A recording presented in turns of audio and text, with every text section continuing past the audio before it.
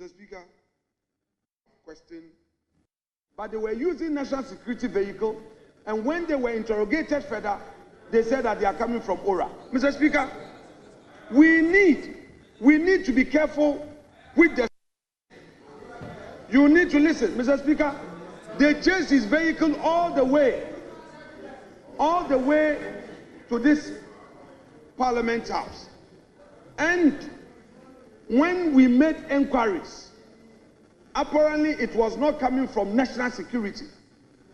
And those in charge said that they were sent by Ora.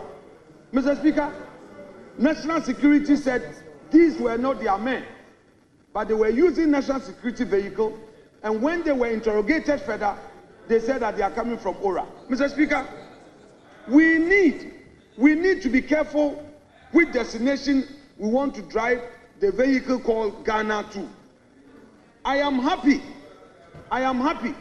that the oral committee is denying. That should tell you that when you set up such a populist body, people take advantage. Such a populist committee, people take advantage. Scared of what? People take advantage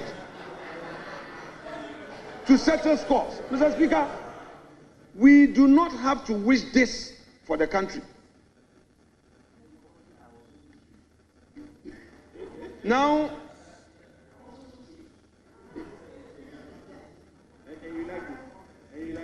Mr. Speaker, the nominee, Honorable Collins, he is seconding the motion, so just let's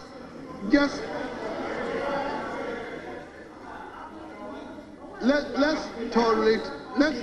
Honorable Collins, I know why I'm tolerating. Mr. Speaker, Honorable Collins Dauda is a very experienced member of this House.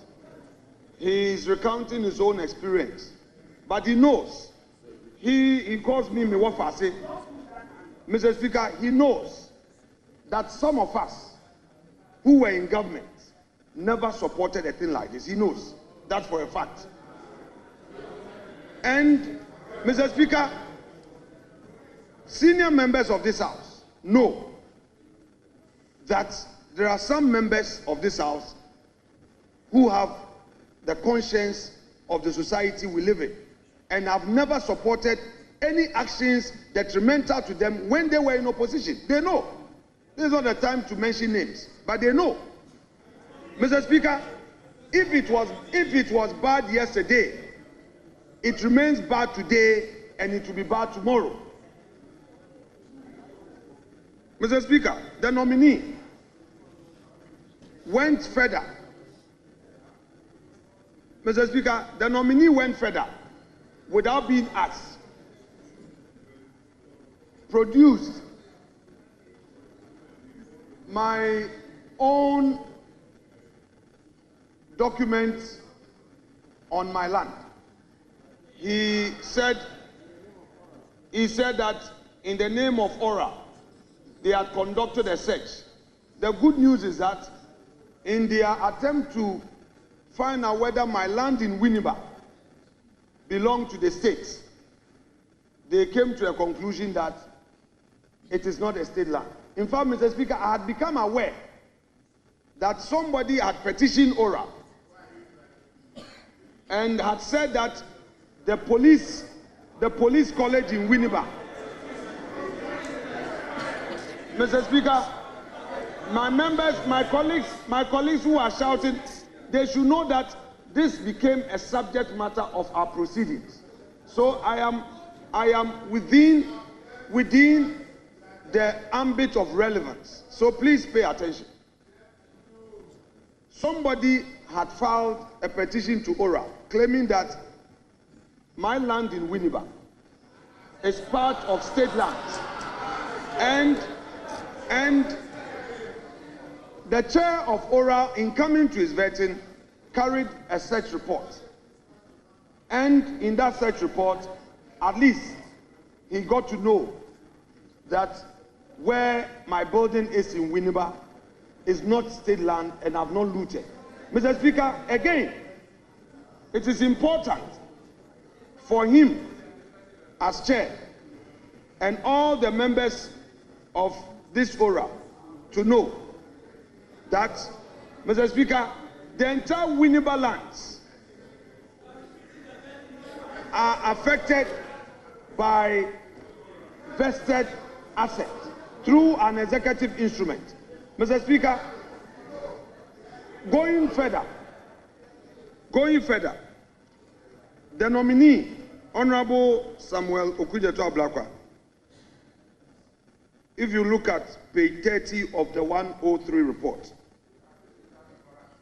I quote, the nominee promised to furnish the committee with the following upon request by the ranking member with the leave of the chairman. There's a list of documents that he promised to furnish us.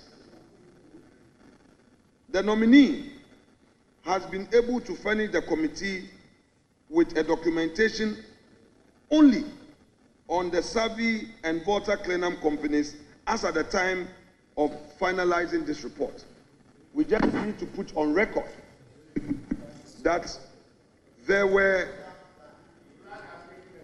9 documents that he promised to furnish us on his own volition. Mr. Speaker, this we have not received. Mr. Speaker, the only 2 they brought, they are still here. The 2 they brought, his company registration, I have it here. Those 2 company registration documents, these are the only 2 that they brought. No, I have captured. Pay attention. I said, no, nominee has been able to furnish the document with only on survey and water cleanup companies. These are the only 2 we have received. Mr. Speaker, we believe that he who comes to equity must do equity. Let the record reflect that this side is not pursuing a member of this house. But, Mr. Speaker, the colleague himself publicly says that he is a public-spirited Ghanaian, and he's on record of always pursuing people and finding out their sources of income, especially the political class. Mr. Speaker, if you are holding people's feet to the fire, Mr. Speaker, I will make this point. If you are holding people's feet to the fire, demanding accountability and transparency, it means that you yourself must demonstrate that when subjected to it, you will...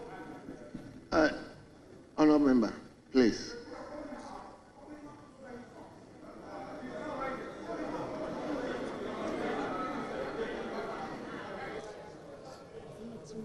Mr. Speaker, our colleague Honorable Ablakwa has been taking people on in the public space.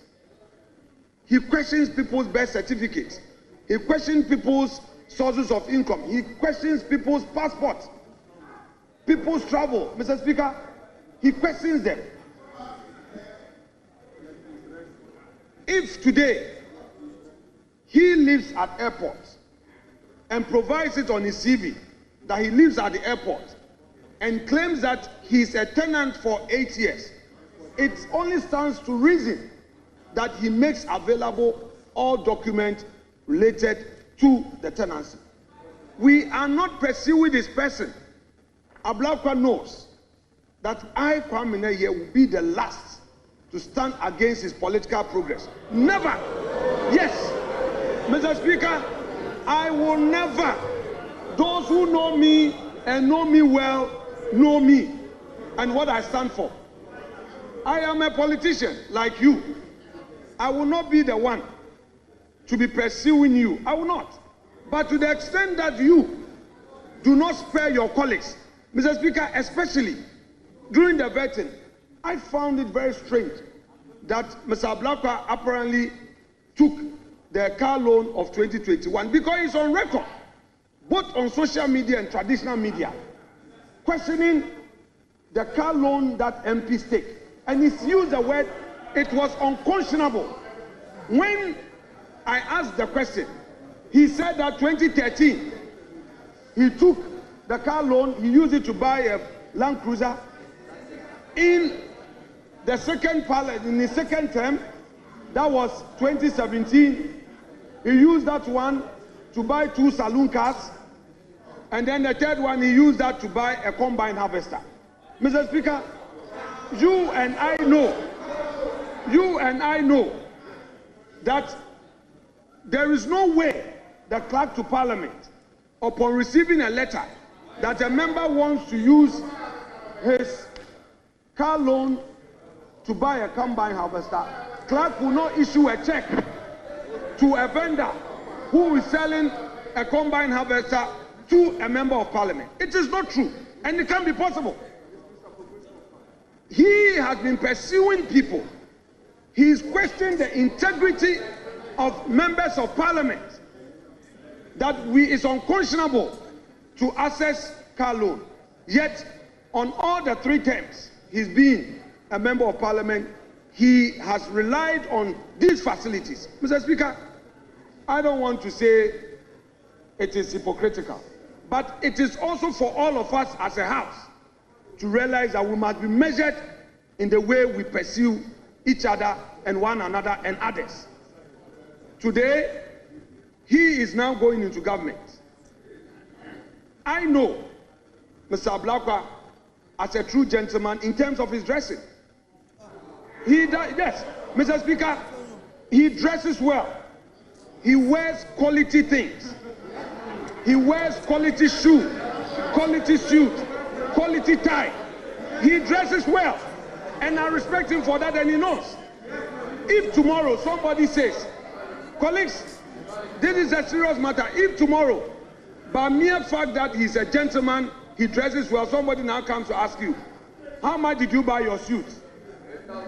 This designer shoe, how much did it cost you? Because, Mr. Speaker, for 8 years, the member says that all he has is his MP salary of 15,000. He says that all he does is his MP work. He has not done other business because the Savvy company, he folded that company up way back in 2015.